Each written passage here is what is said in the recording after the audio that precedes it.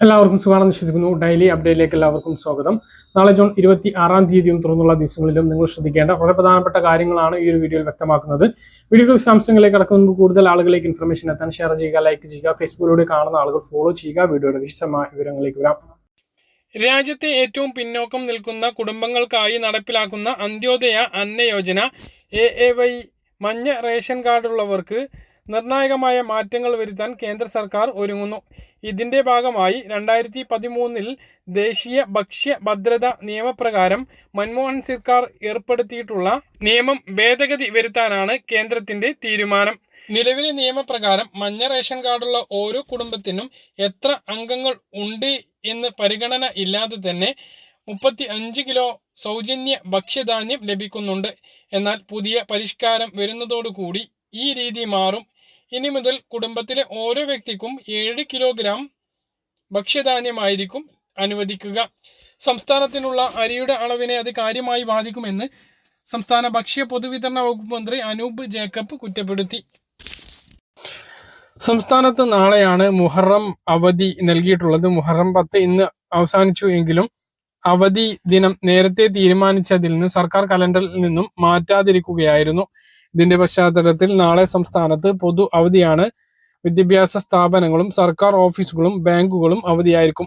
തുടർച്ചയായിട്ടുള്ള 3 അവധികളാണ് ബാങ്കിന് വരുന്നത്. 4ാം ശനിയാഴ്ചയും ഞായറാഴ്ചയും അവധിക്ക് ശേഷം തിങ്കളാഴ്ച മുതലാണ് വീണ്ടും ബാങ്ക് സജീവമാകുക.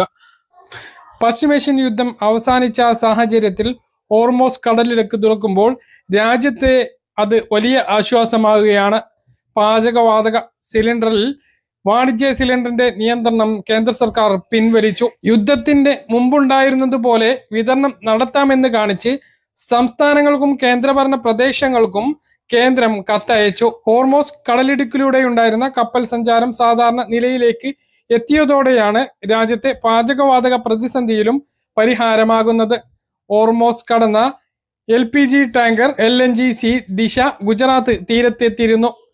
ഖത്തറിൽ നിന്നും 62,370 ടൺ LNG ആണ് ടാങ്കറിൽ ഉള്ളത്. വരും ദിവസങ്ങളിൽ കൂടുതൽ ടാങ്കറുകൾ ഗൾഫ് രാജ്യങ്ങളിൽ നിന്നും ഇന്ത്യയിൽ എത്തും. ഹോട്ടലുകളിലും മറ്റും ഉപയോഗിക്കുന്ന സിലിണ്ടറിനാണ് ഇപ്പോൾ നിയന്ത്രണത്തിൽ ഇളവ് വന്നിട്ടുള്ളത്. ഇത് വലിയ ആശ്വാസമാകും. പാചകവാതകത്തിന് നിയന്ത്രണം വന്നതിനെ തുടർന്ന് രാജ്യത്തെ ഹോട്ടൽ വ്യവസായം പാടെ തകർന്ന അവസ്ഥയിലായിരുന്നു. മാത്രമല്ല വൻതോതിലുള്ള വിലയും വർദ്ധിച്ചിരുന്നു. വാണിജ്യ സിലിണ്ടറിന് 1,500 നിന്നും 3,000 മുകളിലേക്ക് എത്തിയ സാഹചര്യമാണ് നിലവിലുള്ളത്. അത് ജൂലൈ 1 കുറച്ചേക്കും എന്നാണ് ഇപ്പോൾ വരുന്ന വിവരങ്ങൾ. വാണിജ്യ സിലിണ്ടറിന് മാത്രമല്ല ഗാർഹിക സിലിണ്ടറിനും വില കുറച്ചേക്കും എന്നുള്ള അറിയിപ്പുകൾ വരുന്നുണ്ട്. അതേസമയം ഗാർഹിക സിലിണ്ടറിനുള്ള നിയന്ത്രണത്തിൽ ഇളവ് ഇതുവരെ പ്രഖ്യാപിച്ചിട്ടില്ല. നിലവിൽ ഗ്രാമപ്രദേശങ്ങളിൽ 45 ദിവസവും നഗരപ്രദേശങ്ങളിൽ 25 ദിവസവുമാണ് ബുക്കിങ്ങിന് വീടുകളിൽ ഉപയോഗിക്കുന്ന സിലിണ്ടറിന് നിയന്ത്രണം ഏർപ്പെടുത്തിയിട്ടുള്ളത്. അതിനൊരു ഇളവ് വരും. അതുപോലെ തന്നെ KYC ചെയ്യാത്ത ആളുകൾ ശ്രദ്ധിക്കേണ്ട കാര്യം, ജൂൺ 30 മുമ്പ് KYC ചെയ്യാത്തവരുടെ സബ്സിഡി നിർത്തലാക്കിയേക്കും എന്നുള്ള വിവരമാണുള്ളത്. രാജ്യത്ത് പാസ്പോർട്ടിന് ഇനി ചിലവേറും. അപേക്ഷാ ഫീസ് കേന്ദ്ര സർക്കാർ കുത്തനെ കൂട്ടി. 18 വയസ്സിന് മുകളിലുള്ളവർക്ക് 2,500 രൂപയും 15 മുതൽ 18 വയസ്സ് വരെയുള്ളവർക്ക് 1,750 രൂപയും 60 പേജ് പാസ്പോർട്ടിന് 3,500 രൂപയും തൽക്കാലിന് 5,000 രൂപയുമാക്കിയിട്ടുമാണ് ഉയർത്തിയിട്ടുള്ളത്. സ്വർണ്ണവിലയിലെ ഏറ്റക്കുറച്ചിൽ കാരണം പണയ സ്വർണത്തിന്റെ കാര്യത്തിൽ മാറ്റം വരുത്തുകയാണ് മിക്ക ദേശസാൽകൃത ബാങ്കുകളും. മറ്റു ബാങ്കുകളിൽ പണയം വെച്ചിരിക്കുന്ന സ്വർണം ഉപഭോക്താക്കൾക്കായി ബാങ്ക് തുക ചെലവഴിച്ച് ടേക്ക് ഓവർ ചെയ്യുകയും പിന്നീട് ഈ ബാങ്കിലേക്ക് അത് പണയമായി മാറ്റുകയും ചെയ്യുന്ന രീതിയാണ് താൽക്കാലികമായി പല ബാങ്കുകളും നിർത്തിവച്ചിരിക്കുന്നത്. മറ്റു ബാങ്കുകളിലും പണമിടപാട് സ്ഥാപനങ്ങളിലും പണയം ഇരിക്കുന്ന സ്വർണം ഉപഭോക്താവ് നേരിട്ട് എടുത്ത് കൊണ്ടുവന്നാൽ അത് സ്വീകരിക്കുന്ന പദ്ധതി മാത്രമാണ് ഇപ്പോഴുള്ളത്.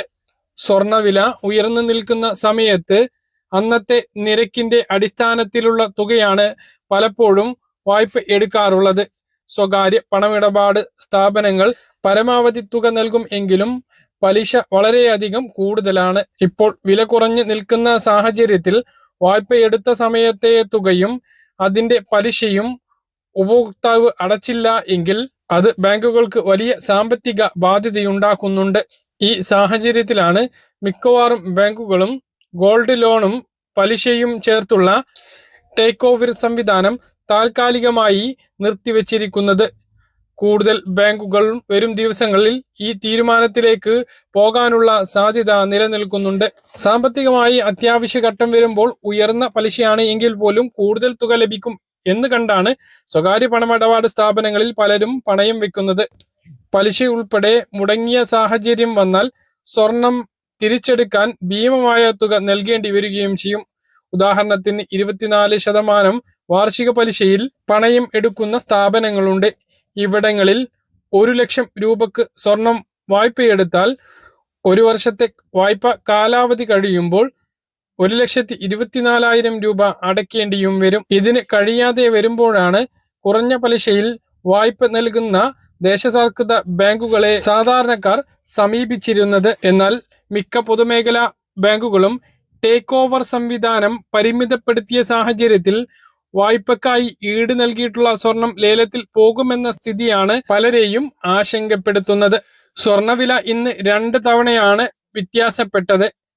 രാവിലെ കുറഞ്ഞ സ്വർണവില വൈകുന്നേരം കൂടി.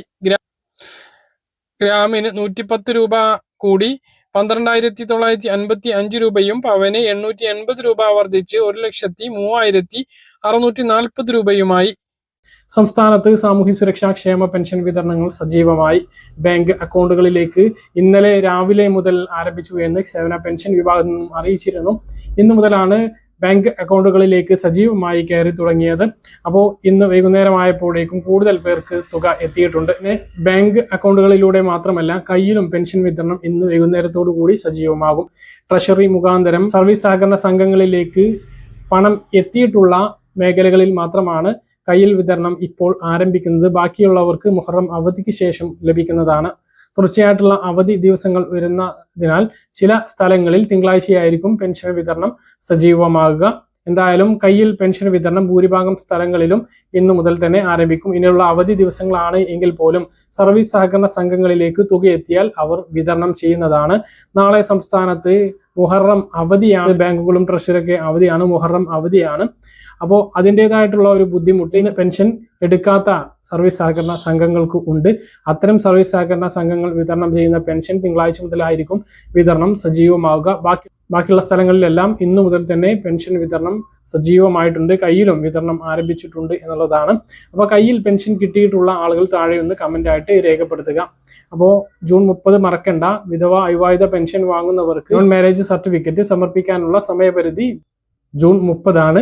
മാർച്ച് 31 മുമ്പ് നൽകാത്തവരാണ് ആ കാര്യം ശ്രദ്ധിക്കേണ്ടത്. മറ്റൊന്ന്, പെൻഷൻ നൽകുന്ന കാര്യത്തിൽ ചില മാനദണ്ഡങ്ങൾ കൊണ്ടുവരികയാണ്.